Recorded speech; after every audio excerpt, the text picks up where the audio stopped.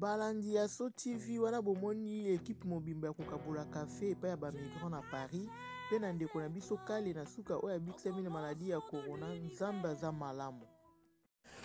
Mbote na biso balandi ya mama aso TV moko ya lelo nzamba pambola bino na eli bino lisolo kitoko oyo bino moko bo découvrir ndeko na biso awutaki kobika na maladie ya coronavirus o bomoni etungisi vraiment bo mona biso surtout ndeko na biso ya So Louange yango na bibi eta isa biso tolona kamalamu parce que bolamu ebolaka te. Donc na bolamu na ye wana nzamba kaniseli ata na moke tongo sokola muka kwa kokabola mwa lipa et pas ba migrant kwa kokabola mwa café vraiment nzambe akaniseli ye yango na kopesa bino ye moko ameka ko expliquer bino ndenge nini oyo mambo komeki ata na minute moke na passer bino ndeko ya biso papa kale avant na passer bino ndeko na biso na banzi na obsala tour ya ba mama Louange peut-être après na moi momo kwa muke ya koloba et ozala vraiment malamu mingi donc to bandi na mama Bijou Diama ye azali présidente ya association femme actuelle à Paris la différence. Mama Bijou, bonjour. Bonjour. Bonjour à tout le monde. So vous prenez na loba mo a pour na papa kale na biso de la biso a outi vraiment la comment parce que nayebi awa na So Louange. Donc pour vous dire que l'association est vraiment en parce que nous accompagnons qui vont faire la prière, tous ceux qui savent veiller, la jeûne de prière pour nous vraiment consulter et le long nzambe wana yoka ba prière. Tous ceux qui vraiment espoir et puis tous les likia que nous avons yoka. Donc les témoignages munene au nazwi na kati association au eketika langa toujours na motema. Merci. Tozongi bon na maman Pauline so azapela ni makoloba maman Pauline ya So Louange toujours. Maman Pauline bonjour. Bonjour à tout le monde. Na pesi bino nyonso mbote boso na lobi na nzambe azwa lokumu ndenge abate biso butumba comme biso na ngonga oyo toyeko kabola café mais na sengi merci mingi na nzambe pona ndeko na biso kale tolelaki mingi mais nzambe wana za nzambe vraiment oyo ayoka ba prière bato lelo oyo toza na kale ya tamboli makasi donc nzambe vraiment azwa lokumu tozaka toujours na bolingo to bosalaka bolingo te leki munene. Merci maman Pauline idée na auto yo besoin maman Shaida on se bobi na kombo ya jour forever. Bonjour maman. Bonjour. En tout cas ngai esengo na nango lelo nzambe kamta ebiango parce que nzambo yo aza penza nzamba makambo minene oyo asalela bat makambo elekelaka batu parce que no kondenga zana noko kale 2 mois dans le coma. Ngai aza muta corps médical je peux vous dire 2 mois dans le coma na temps corona ba garder batu 2 mois.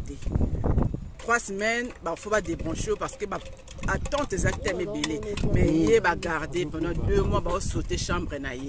Ah, t'es Nzamboyo, non, j'en ai les larmes aux yeux. En tout cas, merci maman Chaito. Passé, Noko Kale et Moko a présenté bonjour, maman So, bonjour tout le monde. Yo ya a So Louange. Noko Kale to peso liloba mo mukio ko expliquer na bande ko surtout basunga rabiso na kata So Louange, y compris na yo moko et puis na nzambe na biso na likolo oyo apesi yo vraiment tant le poto kutana encore sali ngolu.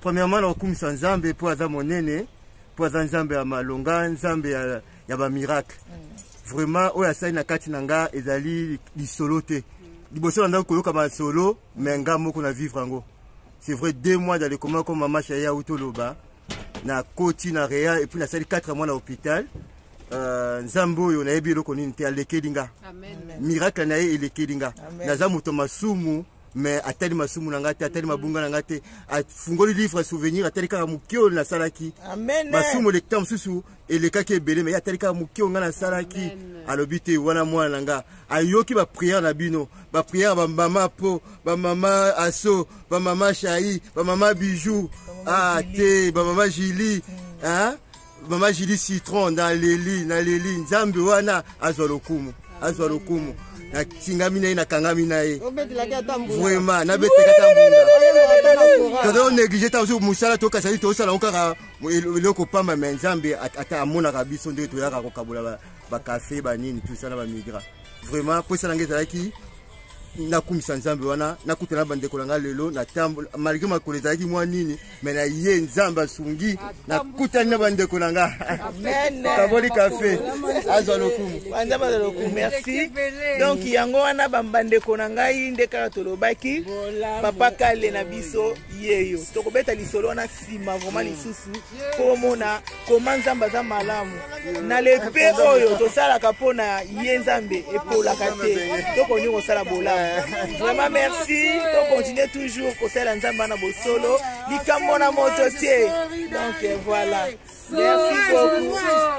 Solidarité, louange à gogo. Solidarité, louange.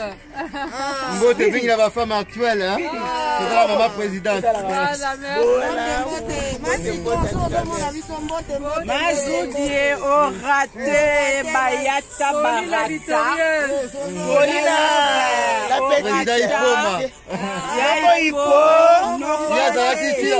Premier jour avant la côte à coma, zalaki langa. Noko Miller. Noko Aristote bio akoma bio tapis rouge.